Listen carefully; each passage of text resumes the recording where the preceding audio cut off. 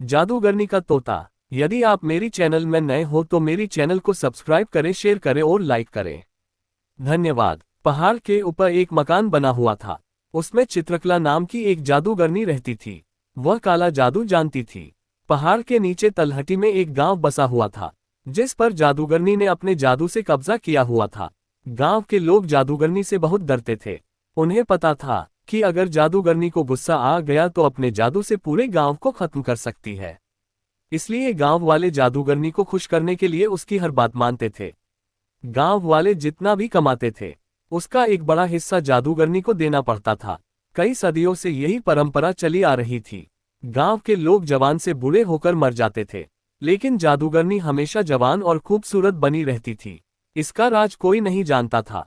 इसी गांव के एक घर में राकेश नाम का एक बच्चा रहता था। उसके पिता खेत में काम करते करते चल बसे। पिता के मरने के बाद राकेश ने खेती का काम संभाल लिया, लेकिन जितना भी अनाज वह मेहनत करके उगाता था, उसका एक बड़ा हिस्सा जादूगरनी को देना पड़ता था। एक दिन राकेश ने अपनी माँ से कहा, माँ, ऐसे तो हम कभी चैन से रह नहीं पाएंगे। इस जादूगरनी के कारण मेरे पिता की मृत्यु हो गई और अब मैं भी इसकी गुलामी कर रहा हूँ। राकेश की माँ ने कहा, बेटा, तुझसे पहले भी कई लोगों ने जादूगरनी का विरोध किया, लेकिन उसने अपने जादू से सबको मार डाला। हम कुछ नहीं कर सकते हैं। राकेश ने माँ की बात को बीच में काटकर पूछा, लेकिन माँ, कोई तो रास्ता होगा इस सब से बाहर निकलने का। राकेश की माँ बोली, बेटा, मेरी बात मान, जैसा चल रहा है चलने दे। राकेश उस समय तो चुप हो जाता है, लेकिन उसके मन में जादूगरनी से गांव वालों को छुटकारा दिलाने की बात घर कर गई। राकेश अगले दिन से अपने खेत पर काम करने जाने लगा, लेकिन उसका मन काम से ज्यादा जादूगरनी में लगा हुआ था। दोपहर को राकेश एक पेड़ के नीचे खाना खाने बैठा। वहीं उसके बराबर के खेत के दीनानंद चाचा भी खाना खा रहे थे। दीनानंद चाचा से राकेश ने अपने मन की बात कही। राकेश की बात सुनकर उन्होंने कहा, बेटा, बात तो तेरी ठीक है, लेकिन काम बहुत कठिन है, इसमें तेरी जान भी जा सकती है। राकेश बोला, चाचा, अगर गांव वालों को बचाने में मेरी जान भी चली गई तो मुझे खुशी होगी। आप कोई तरीका बताओ। तब दीनानंद चाचा ने कहा, आज से कई साल पहले गांव में एक किसान ने जादूगरनी को मारने की कोशिश की थी, लेकिन जादूगरनी को पता लग गया। फिर जादूगरनी ने उससे बदला लेने के लिए उसका सब कुछ छीन लिया और वह उसे मारने की तैयारी कर रही थी, लेकिन वह पहले ही गांव छोड़कर भाग गया। तुम उससे मिलो, उसका नाम गोपाल है। वह पास ही के एक गांव में रहता है, लेकिन वह किसी से मिलता नहीं है।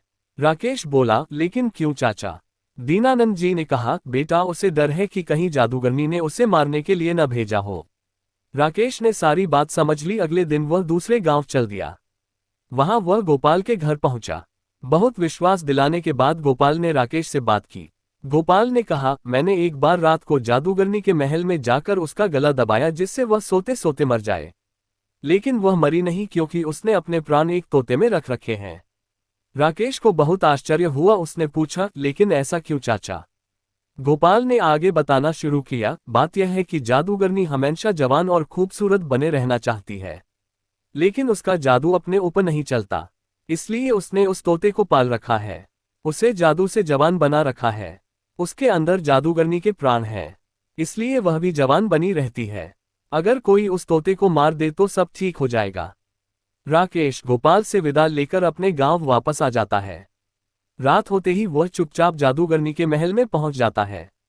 वहां देखता है कि जादूगरनी सो रही है और उसके पास ही मेज पर एक पिंजरा था, जिसमें वह तोता था। राकेश तोते को हरी मिर्च खाने को देता है। तोता बहुत खुश हो जाता है।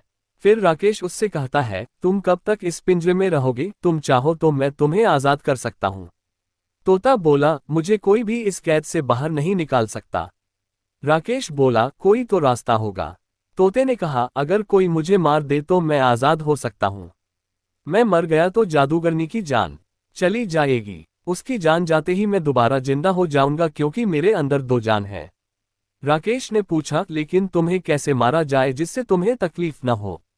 तोते ने कहा, तुम किसी तरह इस कमरे में धुआं भर दो, दम घुटने से मैं मर जाऊंगा। राकेश सारी बात सुनकर वापस आ जाता है।